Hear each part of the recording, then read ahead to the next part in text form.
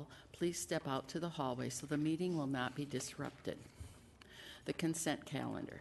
Items 1 through 7 have been placed on the consent calendar and may be approved as a group. Action will be taken on all consent items in accordance with staff recommendation by a single vote. Any item may be removed from the consent calendar by a Planning Commission member, staff member, or audience member for separate consideration at this time. The findings of the Planning Commission are recommendations to the City Council. City Council will make the final decision with exception of the following item. Item 1, 15 PD 001. The Rapid City Planning Commission's actions on this item are final unless any party appeals it to the Rapid City Council. All appeals must be submitted in writing to the Community Planning and Development Services Department by the close of business on the 7th full calendar day following action by the Planning Commission. Are there any items 1 through 7 that Planning Commission member would like removed? Are there any audience? None. I would entertain a motion now. Steve made the motion to approve. Is there a second? Second. Eric seconded the motion. All those in favor, please say aye. Aye. Opposed? Motion passed.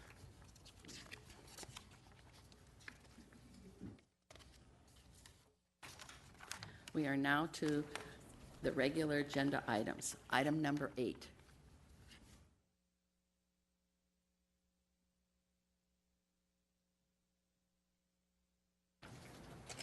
Good morning. Item number 8 is an ordinance amendment to promote historic preservation and to codify historic preservation rules in our ordinances. In the past, the city's historic preservation review has been codified only to the extent of establishing the HPC, and the rest of it was covered in an agreement with the State Office of History. This ordinance is intended to clarify and codify the city's historic preservation processes within our code. So what does this ordinance do? It's lengthy, so I'm going to summarize it and be available for questions. First, this ordinance places historic preservation within the zoning code, Title 17. And this ordinance before you is kind of phase 1 of a 2-phase process. Phase 1 is adoption of the ordinance before you. And next we're going to work on placing an overlay zoning district over the downtown historic district and the West Boulevard historic district. This was a recommendation of Jim Lee, and it's appropriate in this case. It would have encourage greater transparency for those properties that are within the district. If there's a zoning designation that applies to them, it would be easier for property owners to determine that in fact their property is within the district and that it falls within the realm of historic preservation review. Please note that this ordinance before you doesn't alter the boundaries of the historic districts at all. So properties that were subject to historic preservation review yesterday will be the same properties that are subject to that review when this ordinance is passed. The next thing that this ordinance does is it places the Historic Preservation Commission in Title 17 and makes a few changes to the makeup of the commission. Currently, there are 7 members of the commission, and this would change it to 6 members and 3 alternates from 3 different classes. First, there would be 2 members and 1 alternate that are professional members. There would be 2 members and 1 alternate who are from the West Boulevard district, who are stakeholders in that district. And there would be 2 members and 1 alternate from the downtown historic district. Currently, there's no discussion in the HPC about representation from those stakeholders of the districts. The next thing that the ordinance does is it codifies the historic review process. And Sarah's going to talk about that a little bit more in a minute. Previously, there was generally a one-size-fits-all approach to historic review, where the projects, no matter if they were replacing a basement window or demolishing a historic property, had the same process of review. In this ordinance amendment, There's a recognition that some projects have a greater risk of historic damage than others, and it tailors that review to the nature of the project, so that the process isn't needlessly delayed for review that is inappropriate in that case. And then finally, actually the last provision in the ordinance, I think, is one of the most important. It adopts an ordinance related to deterioration by neglect. And state law allows cities to adopt an ordinance for historic property that recognizes that sometimes that property will be deteriorating to the point where its historic value is threatened. And cities can adopt ordinances to regulate that. We haven't in the past. And so this ordinance would adopt that and recognize that that's a problem that the city wants to address when necessary. And I just wanted to highlight a few changes that have been made since the Historic Preservation Commission meeting.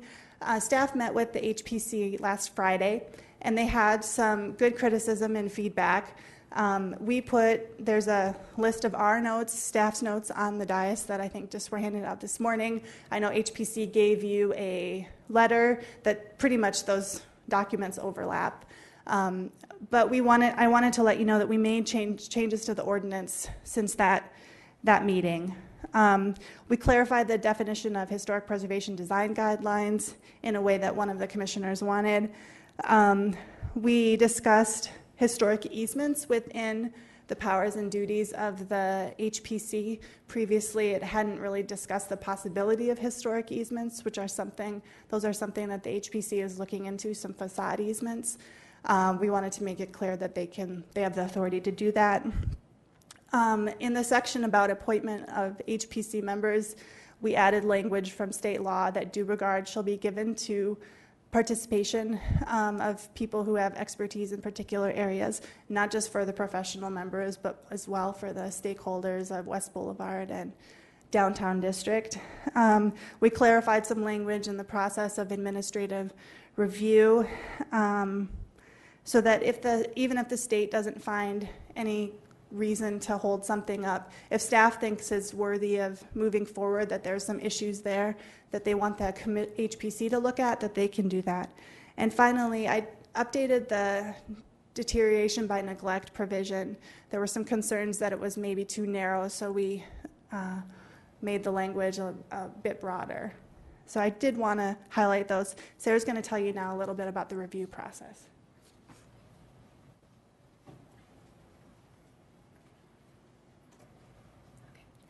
Good morning. As Carla mentioned, the previous historic review processes were outlined in an agreement that the city had in place with the State Historic Preservation Office. We refer to the State Historic Preservation Office as the SHPO, so you'll hear that language used in talking about historic preservation. So under that process, every application that came to the city to make an alteration to a historic property went to the Historic Preservation Commission for a review at a public hearing. Those hearings were held on the first and third Fridays of the month and typically lasted an hour or longer. Every application, whether it was a minor change to an interior of a structure or minor changes to the exterior, every single project went through for a public hearing. Many people found this process to be lengthy, arbitrary, and cumbersome. We took a look at 2 years' worth of project applications that the city received for historic review and found that about 75% of them, the Historic Preservation Commission had a finding of no adverse effect. So in streamlining the review process and coming up with an approach that's not a one-size-fits-all, as Carla mentioned, we're really trying to target those 75% more or less types of properties that don't need to be maybe scrutinized quite as heavily in a public hearing. So under the new process, instead of having an agreement with the state at a memorandum of understanding, we operate directly by state law, which says that the city has to notify the State Historic Preservation Office if a project has the possibility to damage, destroy, or encroach upon historic property. So under the new review procedures, someone comes to the city with an application to make an alteration to historic property. we have a pre-application conference with the applicant where we sit down and we look at the scope of the project. We compare the project to the Department of the Interior standards and the resolution that is also being proposed to be created to outline what projects can be administratively approved. And we talk to them about financial incentives that are available for historic properties. If staff is able to review the project and see that it is in conformance with this resolution and the Department of the Interior standards, then we're able to issue a staff approval. If it's a project that doesn't meet the Department of the Interior standards, then we send a notification to the SHPO so that they can review and comment on it per state law. If the SHPO finds that the project is no adverse effect and there's no other reason to believe there could be issues, then we're able to issue a permit. For any other project where there is the potential to have an adverse effect, a case report would be created by the applicant working with staff to outline more details about the project and to look at feasible and prudent alternatives. This was referred to in the past as the appeal process.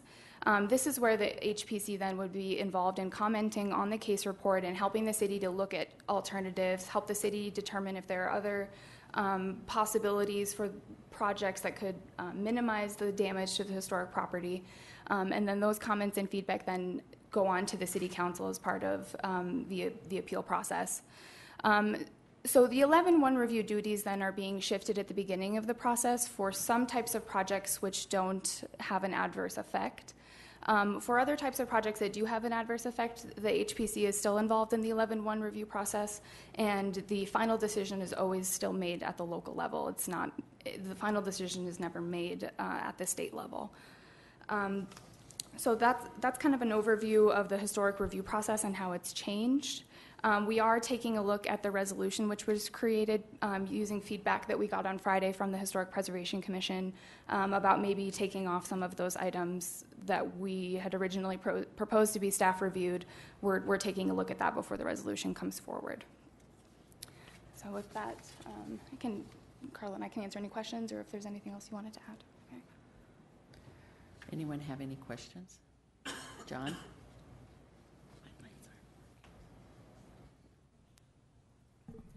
Thank you, Madam Chair. Are there any requests from the audience to speak on this? Yes. I'd like to make my comments after I hear those. Okay. Thank you. Sean? If you'd step forward, please. Good morning, everybody. I'm the chair Say of the... who you are. Oh, I'm sorry. I'm Sean Kroll. I'm the chair of the Historic Preservation Commission. I'm tremendously in agreement with an ordinance. That is absolutely a wonderful thing, and Sarah and Carla and a lot of people have put a lot of time into it. There's a lot of things that I'm worried about this particular ordinance, and as the HPC has come through, the reason that we're here, which I think we've already stated before, is because of what I feel is ineffective leadership, starting with me for not being a little bit angry a little bit earlier before we got to this process, so I'll take some responsibility for that. But this particular ordinance circumvents entirely the concept of the design review. I haven't seen any of the changes since our last commission. The design review and the design board, that concept of going before 9 people and being able to tweak and modify, even if things do apply to the Department of the Interior standards, a lot of times there's no feedback from a design standpoint, and that's not addressed in the ordinance. And every application did not go. There was already a process to streamline, and it's one that we could have actually added onto in that process. But the resolution portion of this is good in some aspects. It definitely addresses demolition by neglect, but it doesn't go far enough and deep enough, I don't think, and I think there's some things in there that definitely need to be removed from the resolution. And the lengthy, arbitrary, and cumbersome process that this is supposed to do is an arbitrary comment to make as well, because a lot of that has been done because of the shifting of politics behind the scenes and some of that stuff. So the other commission members got together. I'm here as a spokesperson for them, as well as I've got other comments personally, but I'm here as the chair of the commission. And we submitted a response and an alternate ordinance. Now, that alternate ordinance, I think, addresses a little bit more of the legalities having to do with the 11-1 review. And the local level response of that design review, which is my big reason why I'm worried about the ordinance as it's written. So results in not being able, it's very hard to determine some of the damage repair, some of the other concepts in the design by doing it through photographs in an email back and forth without actually having the ability to be out there and guide any of that process. So the local level team that needs to be here, I think, is pretty critical for preserving some of those very well, they're really hard to determine on a photograph on at state level and here through emails. So the appointments and the appointments of the commission, we have taken several hits on the Historic Preservation Commission, and the charge that we have is both as an educational board and as a review board. The review process is actually the least cumbersome of the entire process. What is really, really, really time involved in the HPC is going out into the public with the education, the public processes, the other things that we do on that basis. So it's highly, highly volunteer board, and it takes a lot of time. That commission has been reduced in numbers, and it keeps getting reduced in numbers, and this ordinance doesn't address that. Really, it should be closer to that 9 or 10, just to handle some of the the hours that are involved in a week to be able to do that. Reducing that down to 6 people is going to be really a problem to be able to handle that stuff. And in actuality, the 11-1 process and the review is probably some of the least amount of work that's involved in that. So just some little details on there. I'm tremendously in favor of an ordinance. I think the one that's here can be tweaked immensely, and I think the one that has been brought forward with amendments as a replacement could have some questions brought to it too, but it's at least there for discussion. So thank you. Thank Any you. questions? Thank you. Thanks. John? I do want to speak to the commission members. None of the lights are working, so I'll look both ways so I can call people, but I don't know who's first. There's no lights, so. John? Thank you, Madam Chair. Where to start? I'm going to just run a list. I don't know whether I missed an updated version, substitute version, but I'm going to run through a number of things from reading this that I have some concerns with. Page 4, alteration of historic property.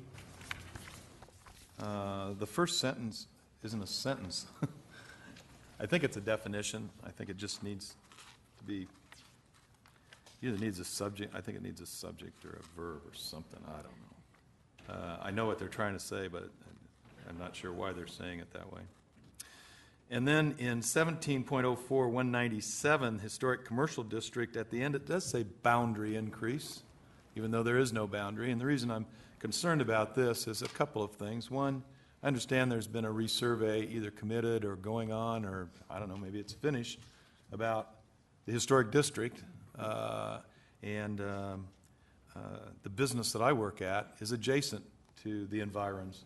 I would not like to get up in the paper tomorrow and find out I'm in the district without having a chance to have been a part of that survey or town meeting, or if it says boundary increase, even though we were assured there is no increase at this point. So that, but it's in print. And then it goes on in 1704-247 to explain some notices and inclusions that are codified. And I don't know enough about historic preservation to know whether that was the way it was before or now it's in the law. And I couldn't find in my time of review a chance to research that further. That's the top of page 5. The bottom of page 5, historic project 3 under that headline, an alteration or new construction in a non-historic location but within the Historic Preservation Overlay Zoning District. I don't know what the overlay zoning district is. Does that mean my business? Should we have a construction plan for new construction that now we're subject to historic preservation review? There's no definition in here. That's a big concern for me as a citizen, not looking at this ordinance.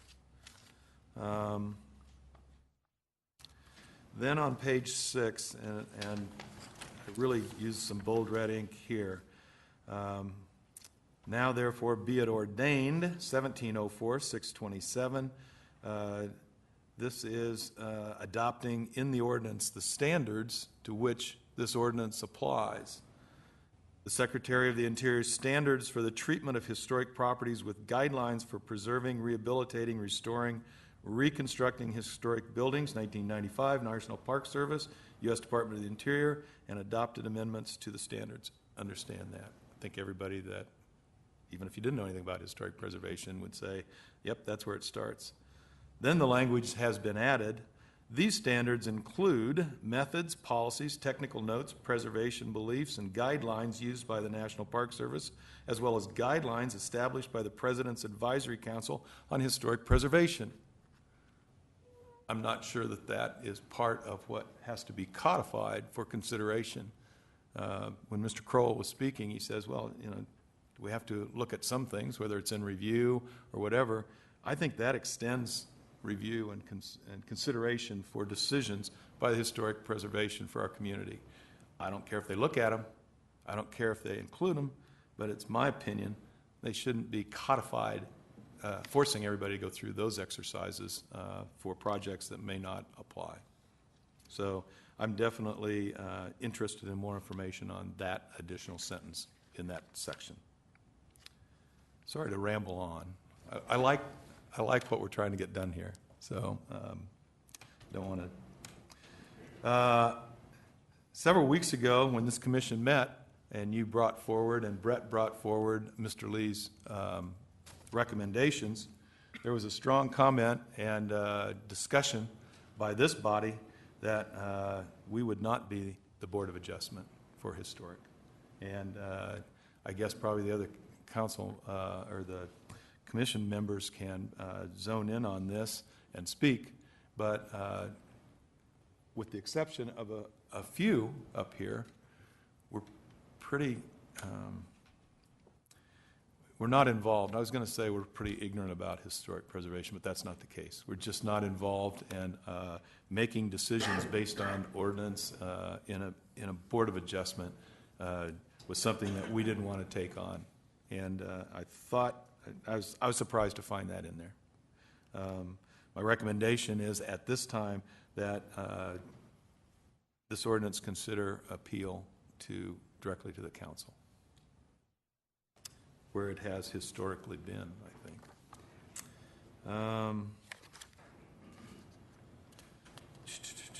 Yeah, that's page 8, Board of Adjustment.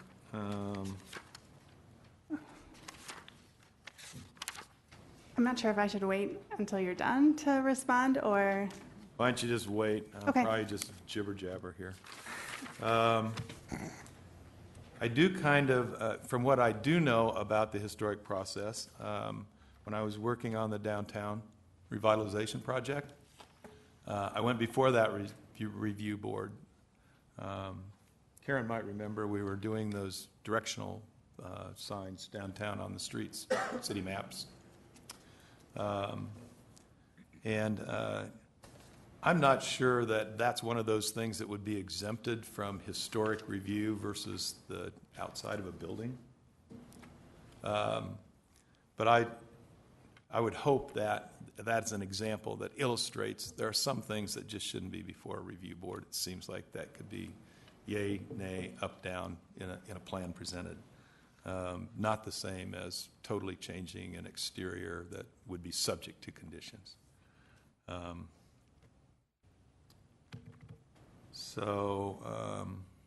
Those are my comments, and what I would hope would come forward after this, because I heard, and I just haven't seen it, that a alternate version of this ordinance has been presented by HPC. Is that correct? Yes. and haven't had a chance to review that.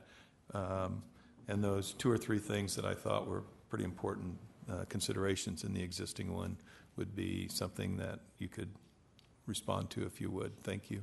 Sure, certainly. Carla? All right, the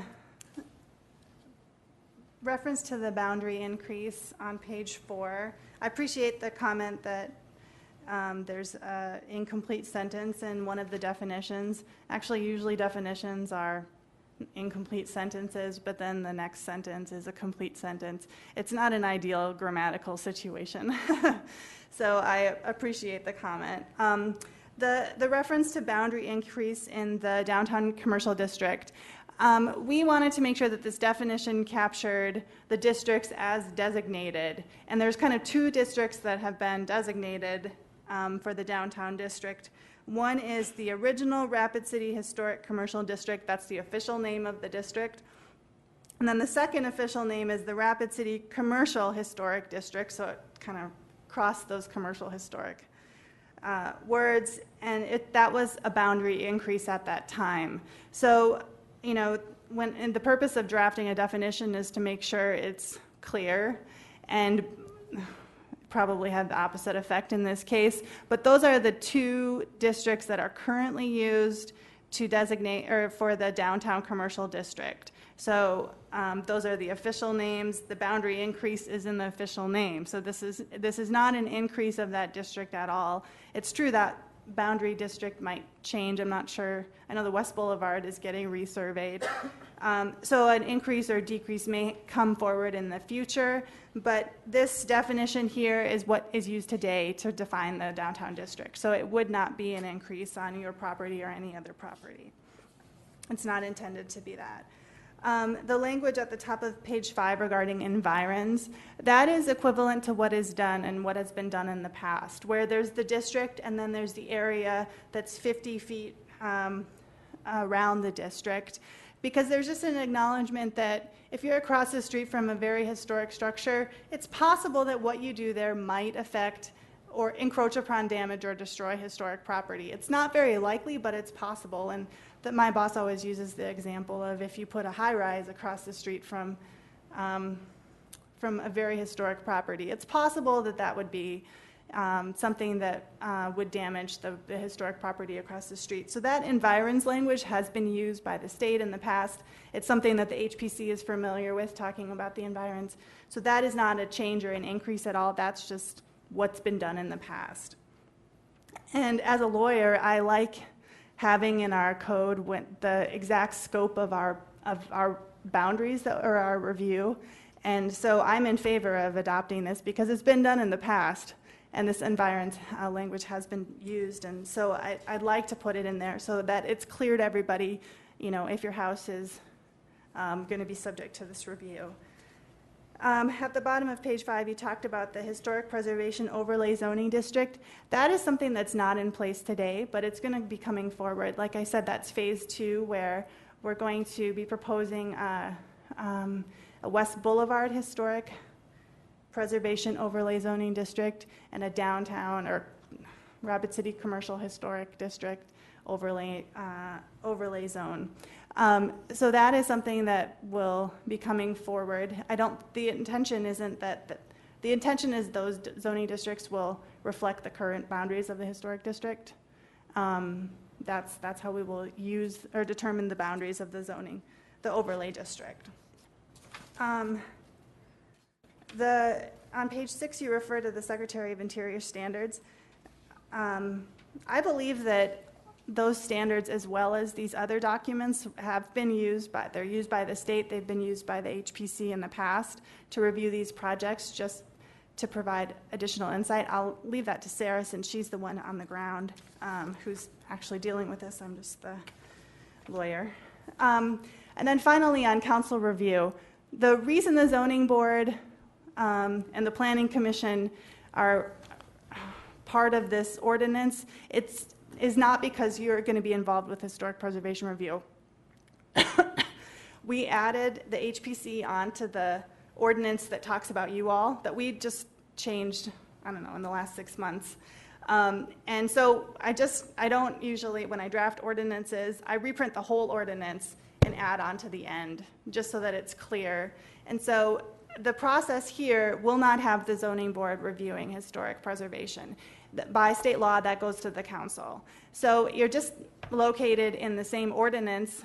Our discussion of zoning board and planning commission is just in the same ordinance as the HPC, because that's our ordinance that talks about organization under the zoning code. But there won't be any review by the zoning board or the planning commission of historic preservation review. That would be, like I said, that's per state law, that goes to the council. So I'm glad you brought that up, because that is, I didn't want you to be, have a misconception about that. John has a follow-up question. Okay. Follow-up. Thank you, Carla. So I'll start with that. So if we don't have any work, are we still going to be in the ordinance? Yes, And why? because when I draft ordinances and it goes to our codifier off-site, who is putting all of our changes into the ordinance, I want her to get the whole ordinance that she can incorporate. So there aren't any strike-throughs on your section. There aren't any underlines. That means there's no additions. There's no changes whatsoever to the planning commission or zoning board ordinance. But with regard to this ordinance, I mean, if I make a motion that we vote on, I'm going to vote for a strike just on the language in the ordinance, unless you tell me there's a legal. No, I would not do that, because then you would strike out the planning commission and zoning board provisions in the ordinance. We're not making any changes whatsoever to the planning commission or to the zoning board ordinance. We're just adding the HPC as a completely separate addition to those organizational structures within Title 17. Well, it reads that powers of the Board of Adjustment, that would be us, include appeals, special exceptions, and variances. Is that correct? Yes, probably. I don't have it right in front of me. So it's possible someone could bring an appeal forward to the Zoning Board of Adjustment, of which that would be us? I would say the procedures for historic preservation in the next ordinance talk about appeal to council. So if a person is unhappy with the procedures of historic review, on page 14, it talks about sending it to council. Well, page 8 talks about sending it here. So I guess we can figure that out someplace besides here. But then, so on page 1, or that boundary increase comment, could the language just be clarified so that 5-10 years down the road, somebody looks at this ordinance and says, well, the ordinance provides for boundary increase? Maybe explain that the boundary increase is that second one that is the commercial district that was approved in whatever the date was. Okay. And just include it in there instead of maybe a reference that somebody might interpret that.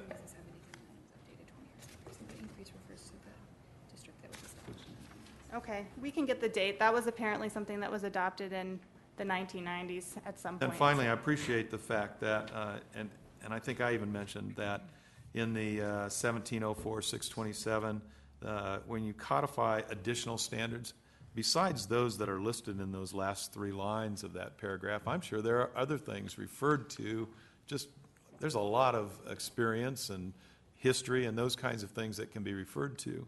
When you put it into the ordinance language and print it and put it out there, in the future, people are going to incorporate that as required reference notes. And I'm not sure that historic preservation is required to look at those. They might look at those. They might look at other things too, which aren't in the ordinance, and that would be under their purview, in my opinion. I would just like that not included. So those are my comments, and I cannot support this resolution in its current form, but I think it's on the way based on Mr. Kroll's remarks that we can certainly get to a point where we handle this. So I could support a motion that continues this discussion. Those are my comments. Thank you, Madam Chair. Karen? Thank you, Madam Chair. I'm in agreement with Sean that I think overall an ordinance and putting things down in paper so everybody understands what the legal processes are and stuff, I think is a good thing. I think change is needed for the Historic Preservation Commission because they seem to be stalemated. They're struggling with what the public perceives of them and what they really have to do.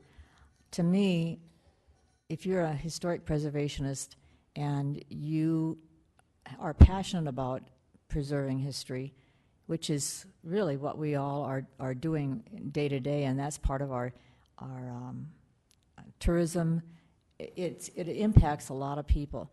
And I think it would be, we want to have something that is proud to be dealing with historic preservation, and you want to be on a historic preservation commission and work with the historic processes and the people that are living day to day with those buildings, and it's kind of not in that realm right today, and I think anything we can do to improve that is a plus.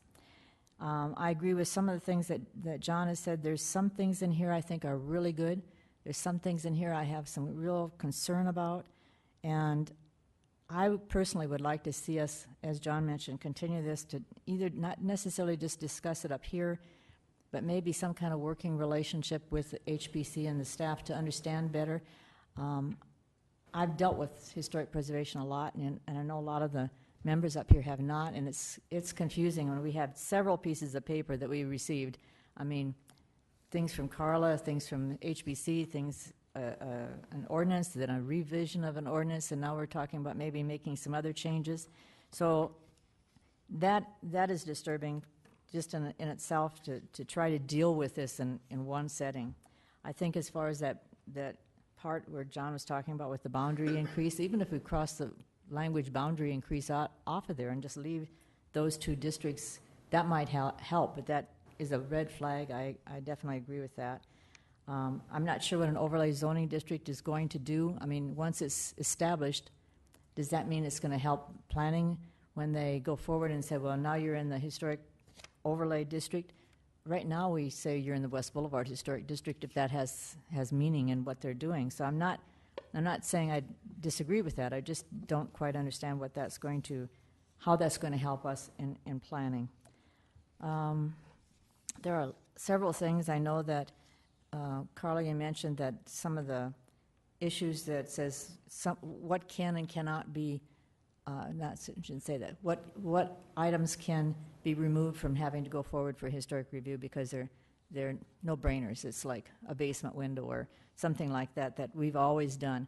Some of those things I think are really good. Some of them on that sheet of paper that is provided to us, which would be a separate document.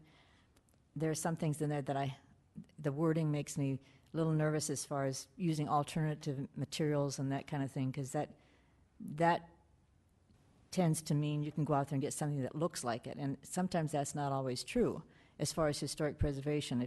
If you're going to like have a wood siding and you decide you want to have metal siding, obviously that's not true, but if you get something else but sometimes there's not anything available, so that's the dialogue that the local people have to talk to somebody that says, here's what you want to do, that's not going to quite work, but here's some other materials that would work, and you have that ability to sit down with that person and go over that.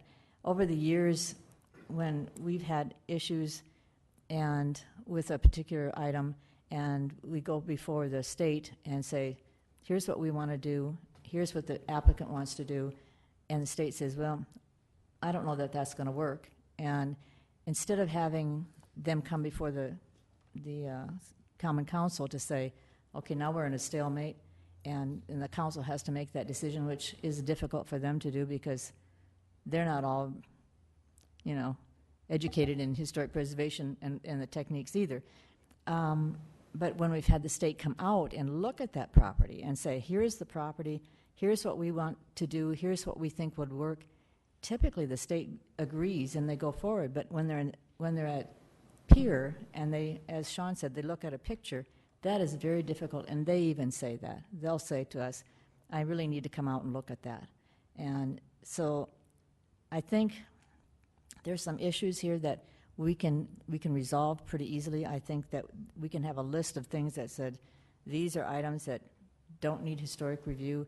And in the past, I know Historic Preservation Commission has pretty much done that. I mean, they've compiled a short list, and that can be, looked at and put into some kind of an ordinance, which would help the public, and they would know that that's not going to be something that's scary, and they have to come in and do that.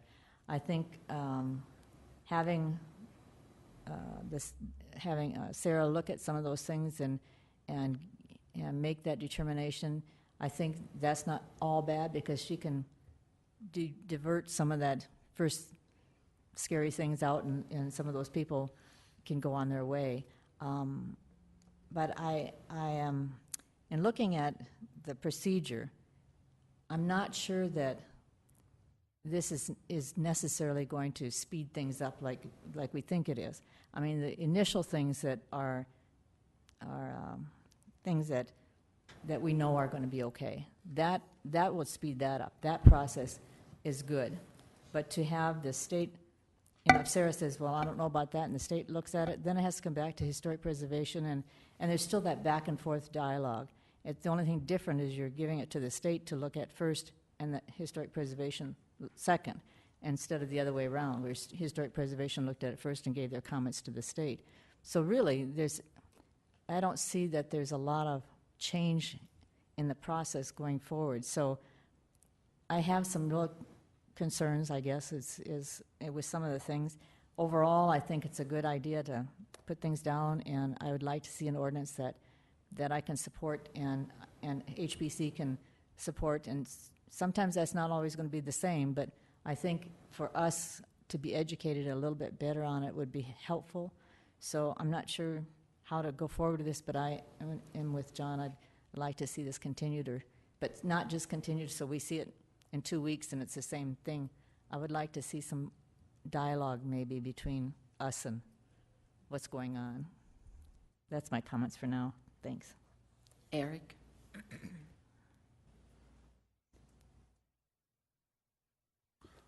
I think John and Karen have a great suggestion to work on this more before acting on it. I think there's been too many things brought up that I don't think we can put something together up here that we'd all be comfortable with.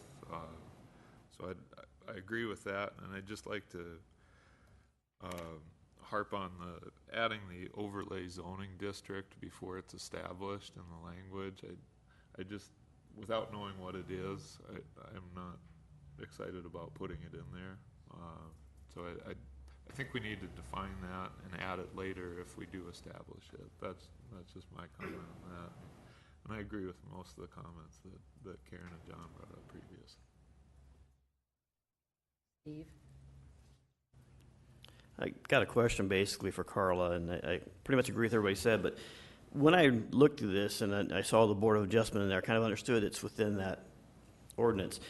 But the question I have for you is when you go down to 3A, it says appeal. The board shall have the power to hear and decide appeals where it is alleged there's an error in any order, requirement, decision, or determination made by an administrative official pursuant to this title.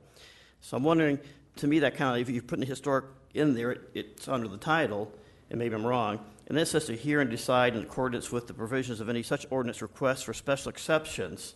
So again, it refers to the ordinance which the historic preservation is under. So when I look at that word title, to me, if I'm the outside person, I say, oh, look, this says it's within this ordinance, it applies to me.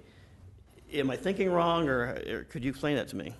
Well, I think we could clarify by adding language into those provisions that you just mentioned, and just say, except for historic review under this process, to make it clear that the zoning board doesn't review decisions under that goes to the council. We could easily make that addition to the zoning board language.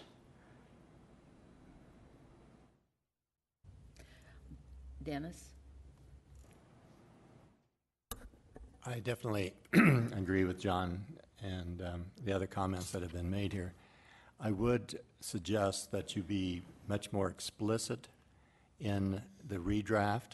So if we don't have responsibility, say so within that, so that it doesn't come back and say that, oh, by the way, Planning Commission, here, we interpret it this way, and we'll say, yeah, but at our discussion at our Planning Commission meeting, she said, oh, no, we didn't mean that. You know, that has to be explicit, because we're not going to go back to these minutes 5 years from now. No, I agree.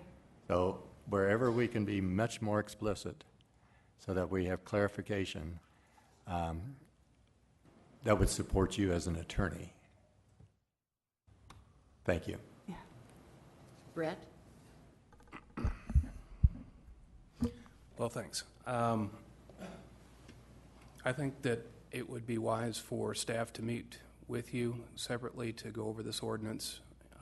We have a number of other cases waiting, so we can do a couple of things. What we can do is either save this discussion for the end of the meeting and maybe proceed on to the other items, or for that matter, if you want to schedule a special planning commission meeting, it might be wise to do that, and that way Sarah and Carla and I can talk to you about any of the issues you have with the current ordinance. We've been working on this for well over a year now, since the Lee study. We've been back and forth with the HPC a number of times as well, so I think we're at a point right now where we're in pretty good shape with some minor clarifications that you brought forth today, but I'd hate to have to send this through an entire cycle again if it's possible for all of us to meet and go over your concerns. John, would you like to make a motion? Thank you, Madam Chair. But I would move, first of all, that we continue this item. And I say that, Brett, I don't want to go through the whole cycle again either. I actually don't want a special meeting, but I'm going to leave that to somebody else's discretion. So given that the next meeting follows some holiday time off and everybody out, I'm hoping that we can move this to the second meeting in July for my continuance. And then I guess the minutes will address those comments that between now and then, either with a special meeting or education meeting with the parties. And I'd also like to, if any of the items mentioned by Sean in his comments, I'm concerned about the size of the review board, and I don't know whether 6 or 9 is right, but obviously I'm interested in that. And then I would echo in Eric's comment too. This commission has dealt with overlays that the city has done. They can be very good. They should wait until we approve it to add it to the ordinance. So unless there's something in there that you want right away, explain that to us as well. So my motion is to continue this to the second meeting in July. Second. Amanda? Thank you, Madam Chair. May I address a question to either Sarah or Mr. Brett Limbaugh, if Sarah is available? And just for clarification, we have been working on this, and thank you for everyone involved, the HPC, the city staff, and the residents and citizens of Rapid City, because it is something that we need to really work on preserving and keeping part of our heritage going forward, so thank you.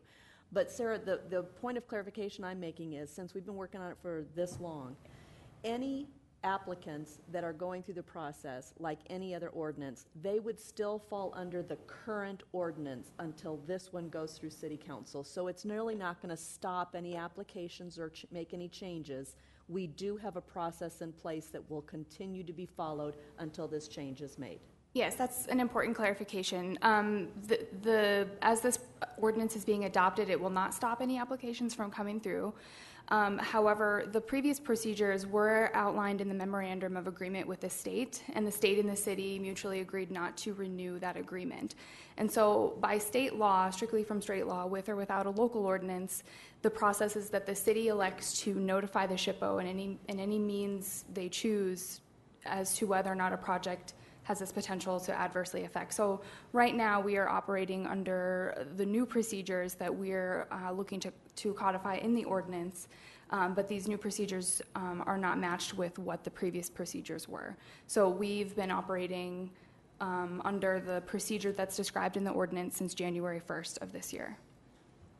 We've had about 15 applications come through that we have reviewed in this manner. Thank you. I just wanted that on the record so that the commissioners understand what the current process is. Yes. Thank you. Thank you. Karen? Thank you. I'm glad that John made that motion because I think we do need to continue this. I would like to see some kind of a gathering. I don't know if you want a special planning commission meeting or what, but I think that planning commission members, and me included, I mean, I'm the first one. I have a lot of questions, and I would like to sit down with not just staff, but have some HPC members in there also, so that we can work together to find what's going to be best for the citizens of Rapid City as far as historic preservation is concerned.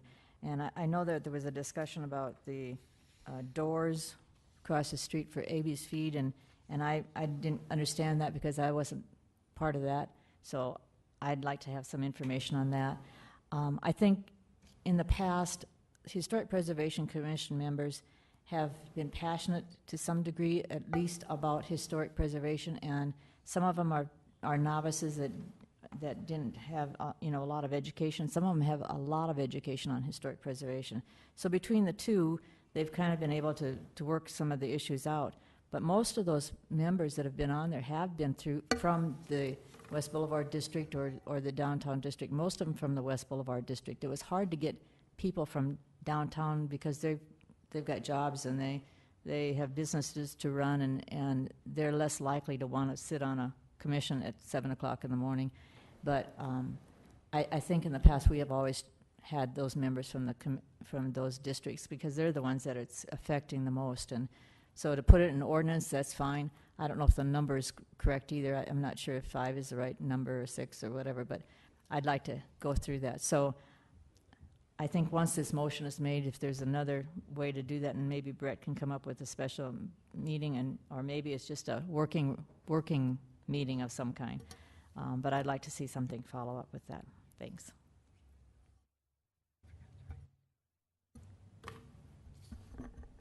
Dennis? I guess I'm confused again. If we're not to be involved in this in any manner, and they just put it into this section for simplicity's sake, why do we need to be involved in the committee to review these criteria? That's not our job. And so why are we even involved? The Planning Commission has oversight over everything in Title 17 and everything in Title 16, I think. So that is why ordinances that make amendments to Title 17, even if they're something that you don't necessarily have to do with, will always go before you all for your recommendation to council. There's probably other ordinances that you've seen that don't really have a lot of interaction with Planning Commission, but that's how the ordinance is written, that any change to Title 17 that has to first go through the Planning Commission. Oh. John?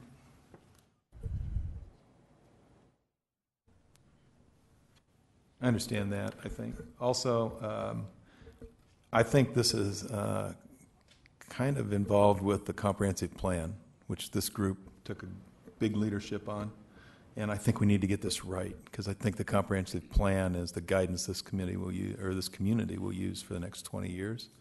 And so, hadn't thought about it that way, Dennis, but I think probably the ordinance going up, that this is the public hearing part of Chapter 17.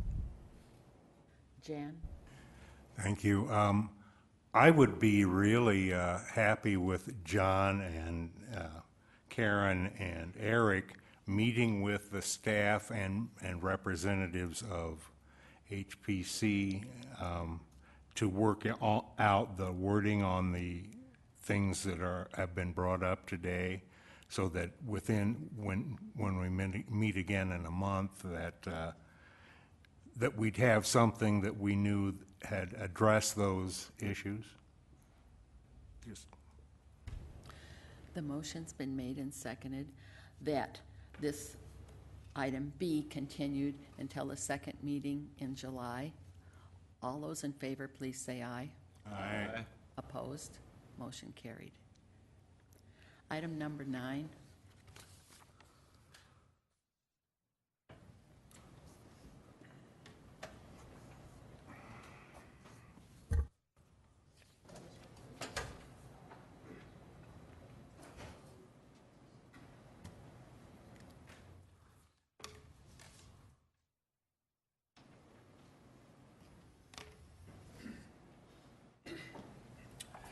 Sorry about that. Good morning. Item number 9 is 15 PD 15, a major amendment to plan development to allow a sorority house to be located on property. This item was continued from the June 4th, 2015 Planning Commission meeting to allow for publication requirements to be met. The property is located at 404 Columbus Street. That's approximately 75 feet west of the intersection of 4th Street and Columbus. Let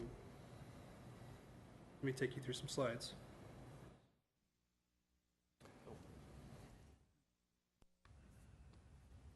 Zoning map of the property. The property is zoned high-density residential district. This was the former location of the Cornerstone Mission for Women and Children. As you're aware, that mission recently relocated to a location on the south side of town. And the property owner is looking for a reuse or adaptation of the existing property and building. Aerial view of the property is currently developed with the residential use in a developed area of town. Here's a site plan of the property. Should take note here, the applicant has requested a reduction in the parking from 13 spaces to 0 spaces. What the site plan is showing you here is that an additional, or that 8 spaces can be located on the property. These 3 here. Oh. Sorry, my monitors aren't on. There we go. These 3 here. These 4 here, and then an existing space available there. However, these spaces do not meet the definition of parking space defined by the Rapid City Municipal Code. In other words, they don't have the access that's required. They don't meet the dimensions for a standard parking space in the city. View of the property at the sign posted. View of Columbus Street looking to the west and to the east.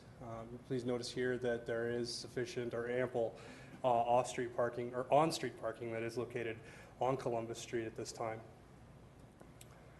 Look at the driveway. To give you an idea of what we're talking about when we say that the parking spaces that are located on the property would not comply with the code. They do have space to put 3 cars here, but those 3 spaces would not meet, or only the 1 space in the furthest to the south would meet the requirements of the code. The alley access, looking to the west and looking to the east. Please note here the types of development in the area. On the left there you see a multifamily housing, the Briarwood Apartments complex. They've got a number of parking spaces located in the alleyway adjacent to that complex. And here are the location of the 4 spaces that would back into the alleyway. Again, the space is provided, the parking is there, but they might not necessarily comply with the requirements of the Rapid City Municipal Code.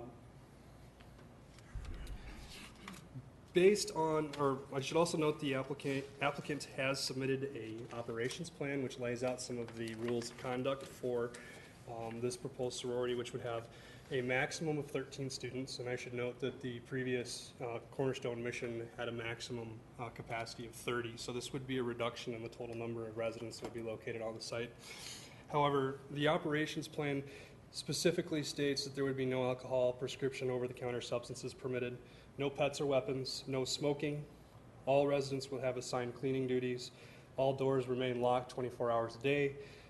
Quiet hours are as listed there, and visitation is permitted only in non-private areas.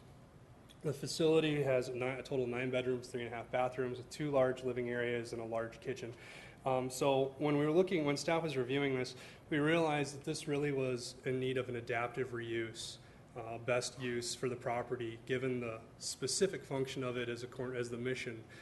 We needed to find a use that could be located on the facility, which would share similar needs, and we found that the sorority house would do that. Given the reduction in the overall intensity of use, staff feels that, and with the specific operations plan provided, staff feels that the property is the appropriate location for a use of this type. It provides much needed housing for the South Dakota School of Mines and Technology. So with that, staff is recommending that the application be approved with the stipulations outlined in the staff report. You'll notice the first is the reduction in parking that we mentioned. The second would be that this application is specific to the applicant. If there is a change in the applicant or if there's a change in the operation of the facility, this will be required to come forward to you for additional consideration. We do have a number of people that have some would like to make some comments at this time, and the property owners are available for questions if you have any. The staff is available for questions at this time. Susan?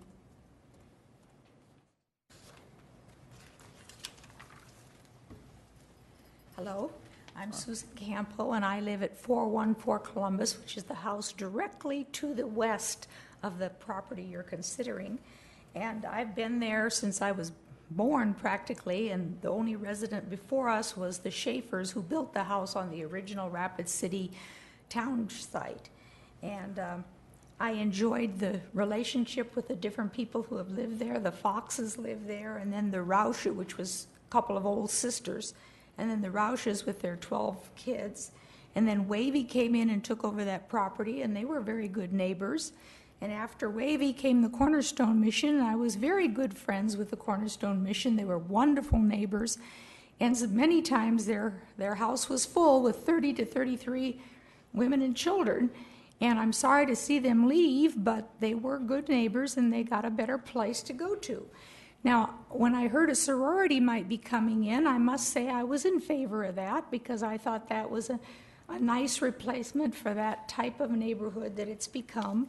And I was all in favor, and I came down here to read the papers that were in the, I guess it's called the Planning and Zoning office down the hall here, and I read that. The only thing that I was concerned about is this parking issue, because that paper said there'd be 5 cars parked in the back and 3 in the driveway. Well, I've had roommates before, and I'm sure some of you have, and if you're the 3rd car parked in the inner part, you're always the one that has to leave first, and everybody's got to move their car.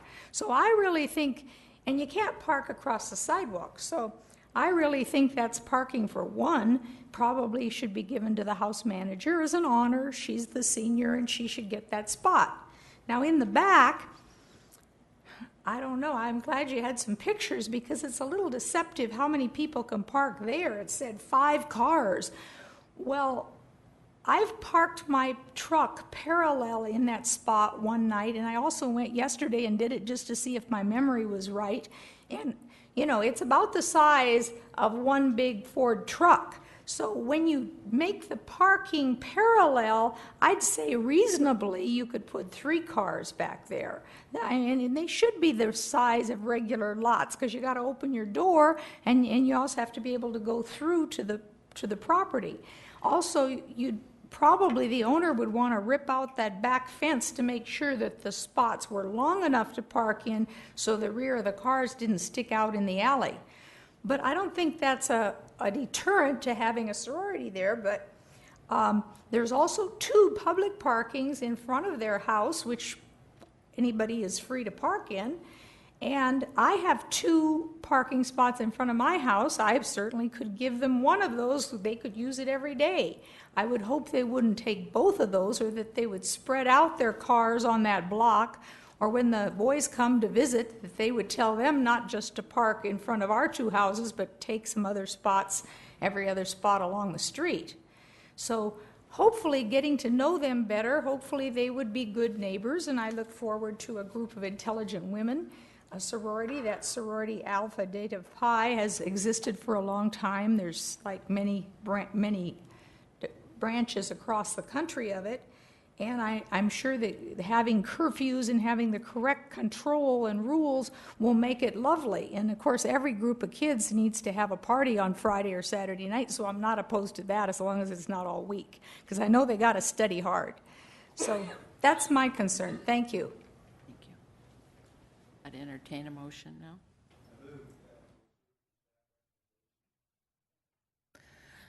John made the motion and Karen seconded the motion to approve. All those in favor, please say aye. Aye. Opposed? Motion passed. Item number 10. Madam Chair, Yes. I'll be recusing myself from items 10 through 14.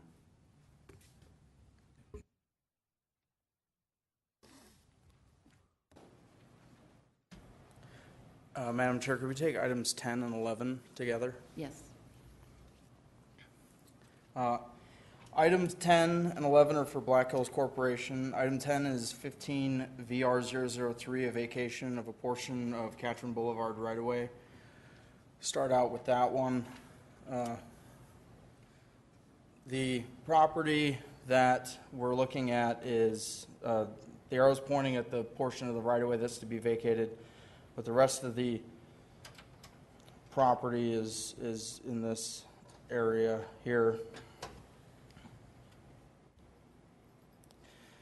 The portion of right-of-way, there's a drainage channel in it right now. The applicant is showing that it will be incorporated in the drainage feature on the site, and that the inlet will be created in the remaining right-of-way. Catherine Boulevard at this point requires a minimum width of 100 feet, and there's going to be 150 feet remaining.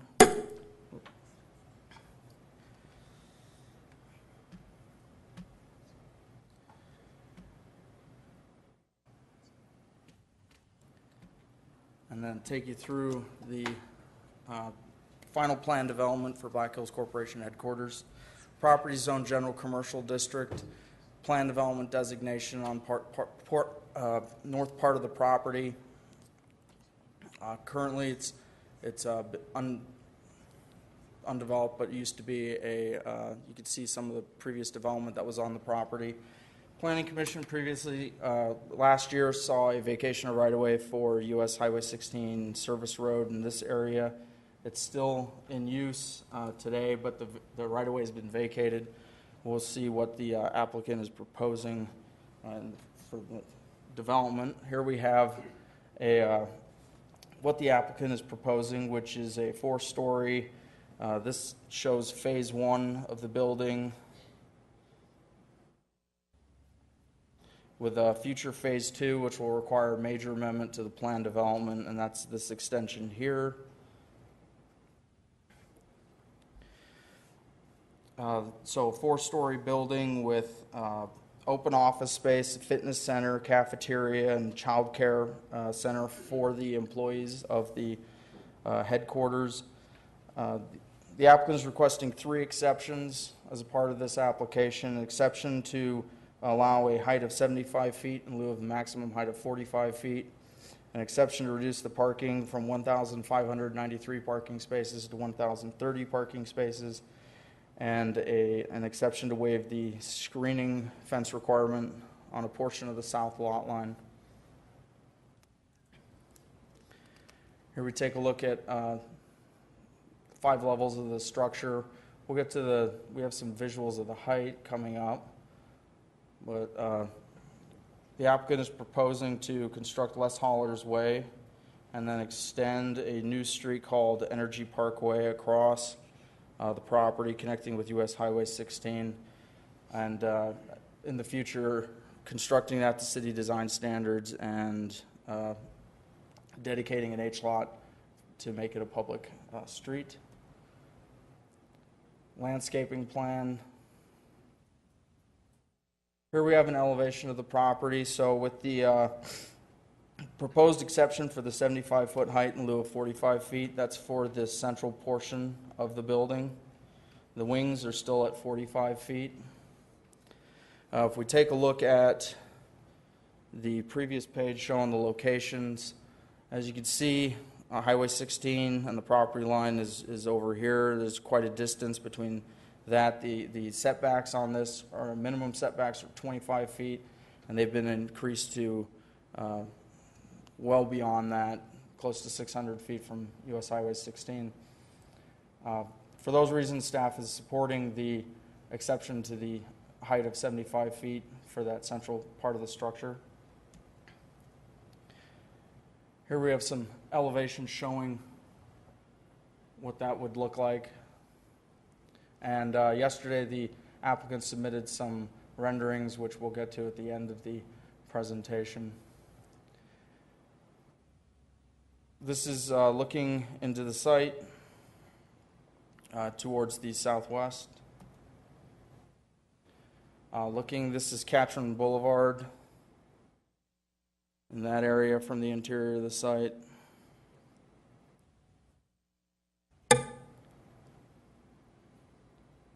From the existing service road looking to the north and development in the area, and along Highway 16 to the north. Directly across to the east and to the south along Highway 16 and the service road. And looking from the interior of the site to the Katrin Boulevard Highway 16 intersection. As you can see, the elevation of this property, Highway 16 is a little bit higher than what will be on this site, also supporting the exception to the height. And looking to the west. And this is the general area of the vacation or right-of-way that's being proposed. And looking from the existing service road to the intersection with Highway 16 and Katrin Boulevard. Here we have a pretty good example of that was submitted of the yesterday of what's being proposed. Parking lot will mainly be on the north side of the Energy Park Drive that's being proposed, and on the south side we have some parking. Portion of that parking abuts residential district in the county. That the elevation in that area, it rises up, and so a screening fence and the length of the screening fence, which would probably only be for a short section, doesn't provide the buffering that is intended. In addition, the residential district to the south is currently undeveloped. Staff supports the exception to waive the screening fence requirement. And finally, we come to the parking exception from 1,593. That's because a lot of the floors of the building are identified as open office space. The applicant has stated that the first phase will provide workspace for 700 employees, and that the interior of the building isn't going to be open for public use, and that the child care center is specifically for the employees of the Black Hills Corporation. The applicant is aware when Phase 2 comes forward with future building expansion and constructing the additional parking on the southwest side of the property, that the parking requirement will be reviewed again, and the screening requirement for property adjacent to a residential district will come into effect again, but that will be with the major amendment for that second phase, which could be 10 to 15 years in the future. And on the north side here with this Cascade Plaza, this is around the stormwater feature and the right-of-way that's going to be vacated, so that right-of-way is going to be incorporated into the drainage for the property. And like I said, the existing channel that's in that right-of-way will be reconstructed with an inlet in the right-of-way for drainage, stormwater drainage for Katrin Boulevard, and everything on site here will be dealt with. Here are some elevations showing the proposed structure in relation to actual, what's in the background. So this is from Highway 16 looking to the south. I believe this is the on-ramp getting onto Katrin Boulevard. You see that most of the building at 45 feet, pretty much, well, that's what it looks like. And then this one is looking from Catron Boulevard on the east side of Highway 16 intersection. And you can see the one section at 75 feet.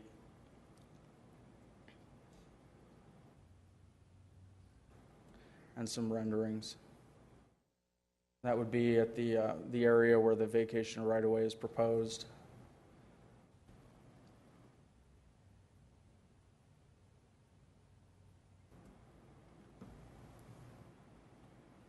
With that, staff recommends that the vacation right-of-way be approved and that the final plan development be approved with the stipulations noted in the staff report. We have a lot of people here to answer any questions for you, and staff's ready for any questions you may have. Motion's been made and seconded to approve with staff recommendations. All on those in favor, please say aye. Aye. Opposed? Motion passed. We have any speakers? Pardon? Yeah, Andy was recused.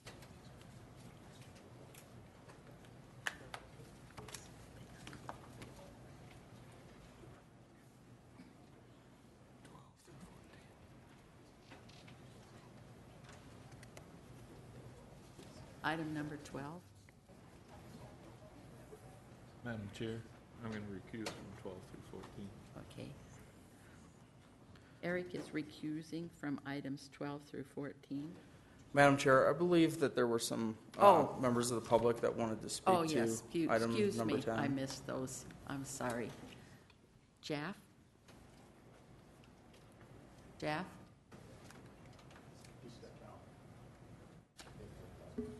And the other person left earlier. Dan? Oh, Dan.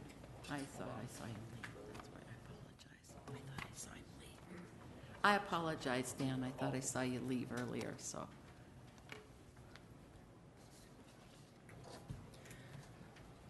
My name is Dan Godfrey. I live just south of where this property is. And I guess I wasn't aware that, was that corner vacated where the service road comes around now? When did that happen? June 2013. So like 2 years ago?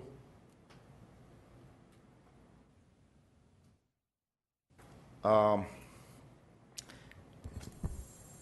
I correct to assume that that intersection is going to be done? Like, is there going to be an overpass built in there? Kind of like down on highway, where 16 or where Catron goes across the bypass that, farther down. I'm assuming, and I've heard that this intersection up there is going to have an over the top or an underneath, so 16 can either go over the top or underneath Catron. Is that correct? Madam Chair, Vicki? South Dakota Department of Transportation continues to review and analyze whether or not an urban interchange would be appropriate for this intersection as well. They're certainly visiting with property owners to ensure that they have the real estate if that should come to pass.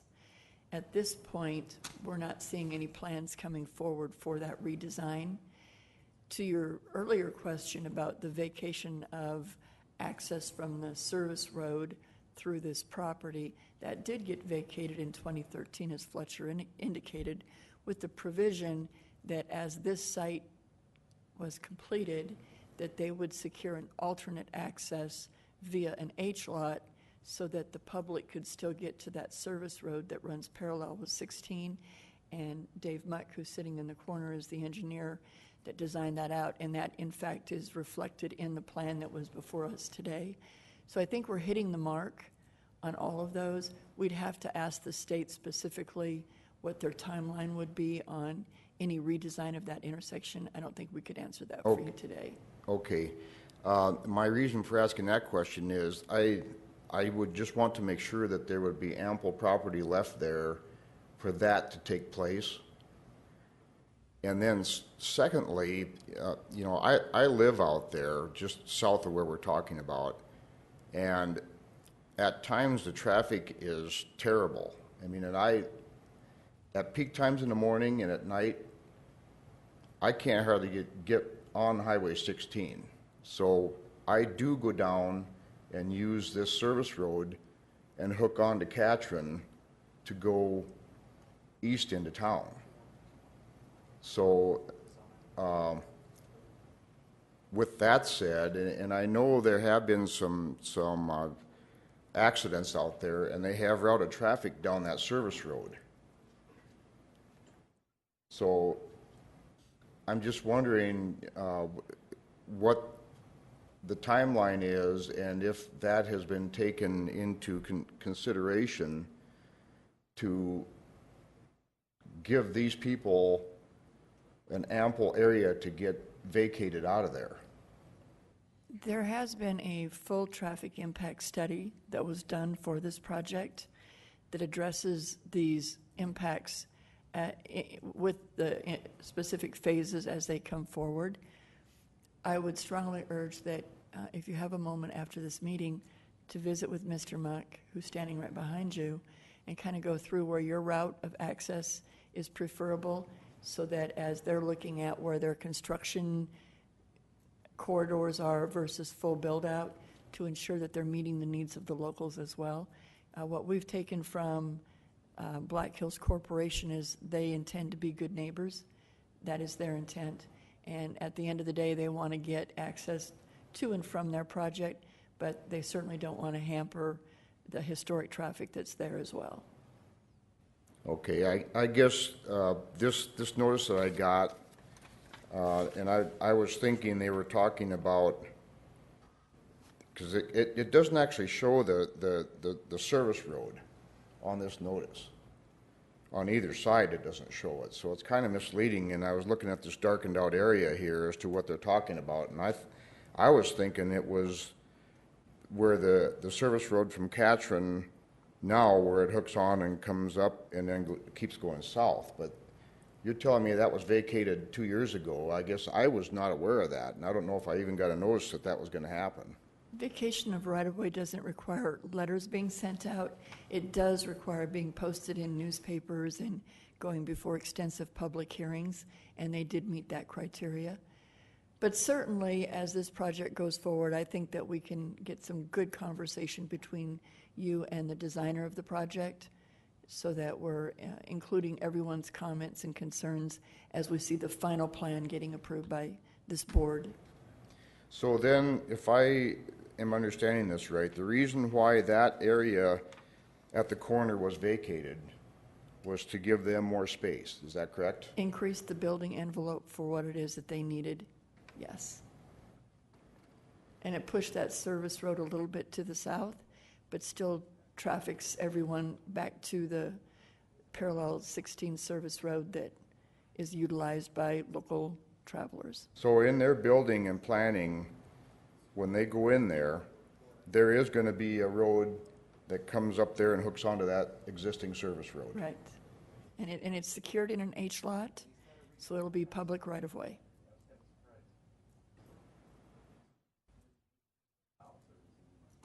But it will go through their property, is that correct? And again, we can certainly sit down with you and show you a site plan of that, so that, and even get you a copy to take home with you.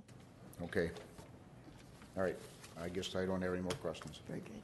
Dan, thank you very much. I'm sorry that I missed the note, but visit with Mike, and if you need any information, talk with the planning department.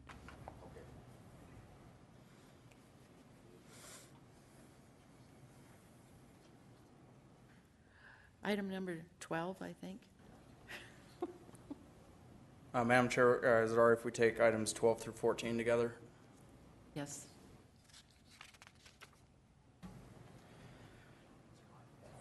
Items number 12, 13, and 14 are two rezones, RZ12 and RZ13, to rezone property from general commercial district to high-density residential district.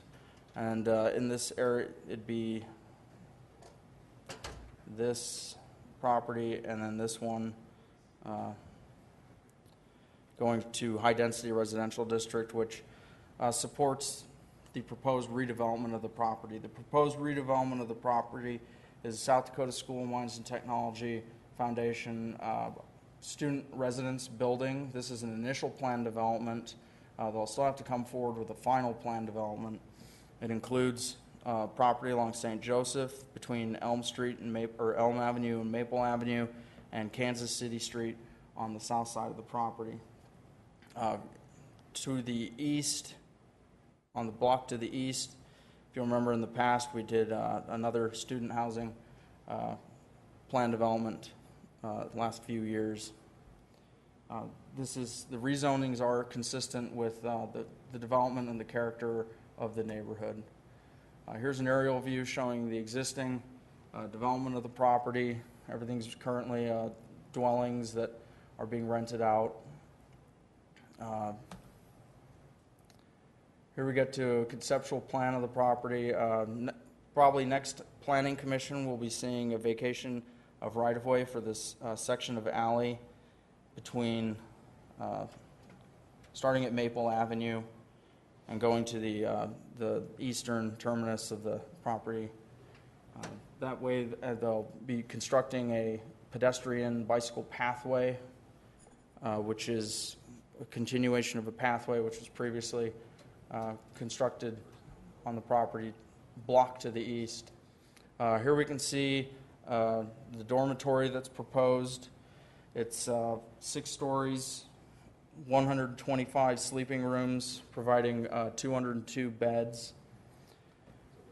We have parking provided, and then the applicant is showing that a 6-plex and a 2-plex that are existing on Kansas City Street will remain with this phase of development, but that there are ideas for a future phase 2.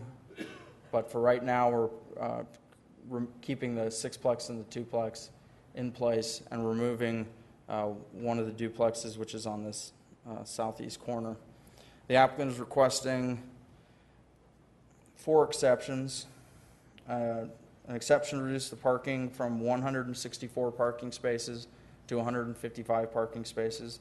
This is about a 5.4% reduction in parking, 9 spaces.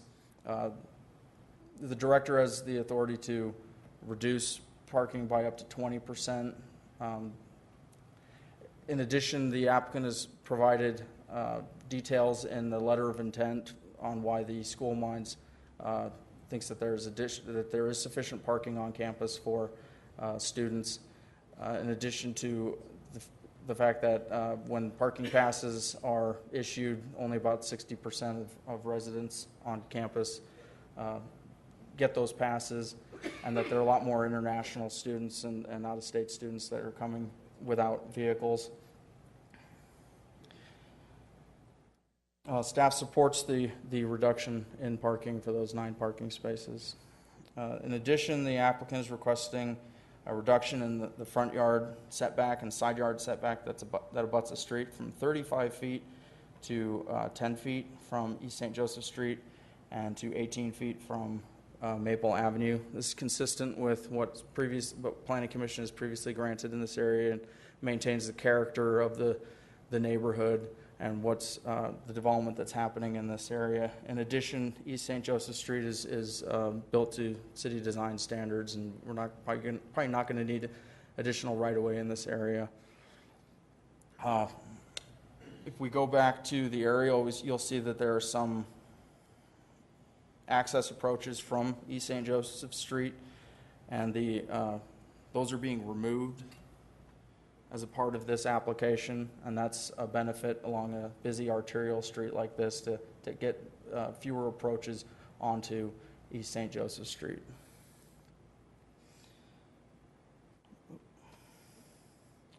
So staff does support the reduction in setbacks from 35 feet to 10 feet and 18 feet respectively from Maple Avenue and East St. Joseph Street. I'll keep it on this page because it's such a pretty picture. The applicant is also requesting a reduction in parking aisle width from 26 feet to 24 feet. The aisle width is the space between the parking spaces. So in this area and this. This is to try and get as much parking onto the property and to reduce the amount of paved area as well. Planning Commission has previously granted the exception from 26 feet to 24 feet, and staff hasn't seen any issues with other parking lots that have this similar reduction. Such staff supports that reduction in the aisle width. And then finally, the applicant is requesting that the requirement for parking, landscaped parking islands be waived, and instead to provide larger boulevards through the proposed development. This is to save a lot of space. In addition, it gives a great area for snow removal during the winter, as well as an area that can really support the growth of the trees that they're proposing to have there, and reducing heat island effect, and making, just pretty much fitting in as much parking as we can get in on this property. As I said, the applicant has submitted a vacation of right-of-way for the alley right-of-way. This is a staff's recommendation that they bring in this application to continue this pedestrian pathway through the housing in this area. Unfortunately, the applicant does not own a couple of the properties on this block and couldn't get the entire right-of-way vacated. But it does not appear that those other properties use the alley for vehicular access.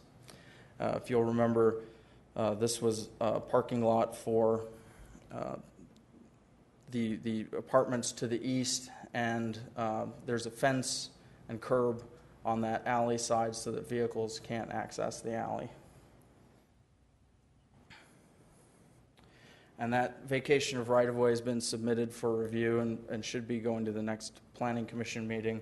And a final plan, or the vacation of right-of-way, would need to be approved prior to submittal of a final plan development for this property.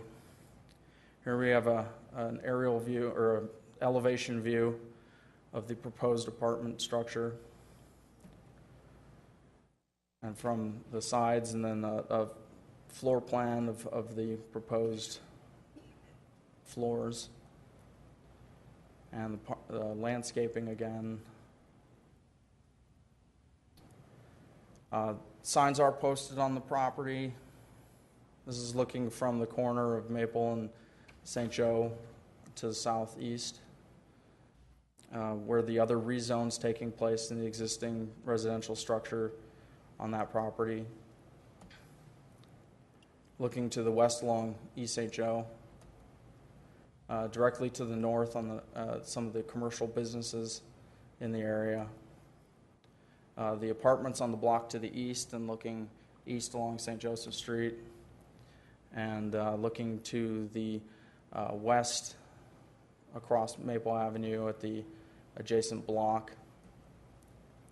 And this is looking at, from the alley on Maple, looking to the east. You can see the apartments on the block, on the next block.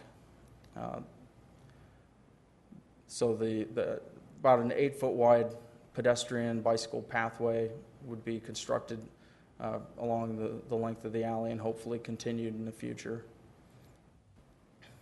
And looking to the alley to the west, the block to the west. And this is looking at on Kansas City Street to the south.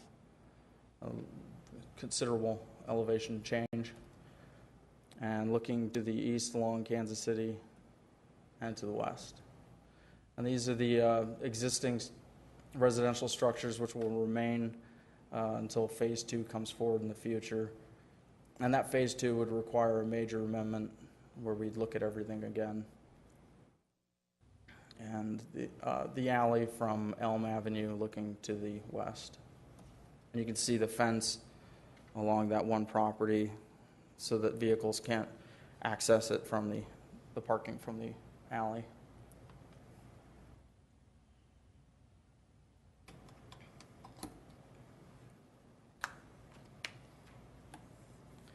Staff's recommendation is that the initial plan development be approved in conjunction with the rezones and that the rezoning applications be approved.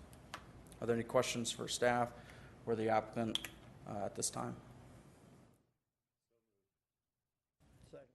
Dennis made the motion, Steve seconded the motion to approve. Karen? Okay, the motion is to approve both rezones and the initial Yes. plan development. Items 12 through 14. 12 through 14, okay. I have a question or comment, I guess. I approve of what's happening out here in the rezoning and in that. My concern is with the building that's 10 feet away from the street, right away. And it's from a planning perspective where you have a huge wall right there as you go through the corridor. When you look at the other two buildings, they're close and they're huge, and I supported those going through, but this one is facing the street, so it's like the whole entire length of that property is going to be huge and only 4 feet away. That has a concern to me, and I'm sure it's the way they laid it out so they can get the parking and stuff. I'd almost rather have the parking in the front and the building towards the back, but do you have any comments on that and staff talking? Well, with looking them at the about that? comprehensive plan and the core values, this is a revitalization corridor, and one of the recommendations is that parking be screened. So we're looking at the building being, that it's keeping up with the character, the redevelopment of the corridor. It's not going to interfere with the traffic on St. Joe. It's actually removing two approaches, and vehicles getting on and off of St. Joe on a busy arterial street, removing those access approaches is beneficial for, reducing the number of traffic incidents. And then, having the building up there and the parking behind is actually one of the recommendations of the core values that establishing this character of this revitalization corridor. I understand the need for it and all the things that is a benefit. There's a benefit there, and I don't disagree with that. It's just from a visual standpoint, when you drive through, there's a big wall right there, and that's my only concern. It's not that I oppose the project, it's just a concern that I want to make on record. All those in favor, please say aye. Aye. Opposed? Motion passed. Then I would like to take this time to thank John Pickard for being with us. He's going to be leaving our community, and we will miss him on the Planning Commission and his support. And we thank him for his service with this group. Any other items? Karen? Yes, I would like to follow up on the historic preservation idea and what we're going to do from here, rather than just leave it. Right. Madam Chair? Yes. Here's what I'll propose. I'm going to invite all of the Planning Commission to join us for kind of a more informal meeting. Those of you who want to join us can. Those of you who have other things to do, that's fine. But I'd like to get at least, John and Karen, Eric, I think you have issues that you want to discuss, so we'll try and find a time that's going to work for you, and we'll try and find also a time for a couple of our HPC folks to come in and join us. And hopefully we can get your questions answered. I'll have Sarah probably send out some proposed meeting times, and hopefully we can get something done before you meet in a month. I appreciate that, and I think it's important that any others that can attend will attend too, because it just gives us more information and we come from a sounder amount of knowledge. I'd entertain a motion to adjourn. Second. Motion's been made by Karen and seconded by Eric to adjourn the meeting. All those in favor say aye. Aye. Opposed? Meeting adjourned. I'm going to beat John up. I'm beating John up.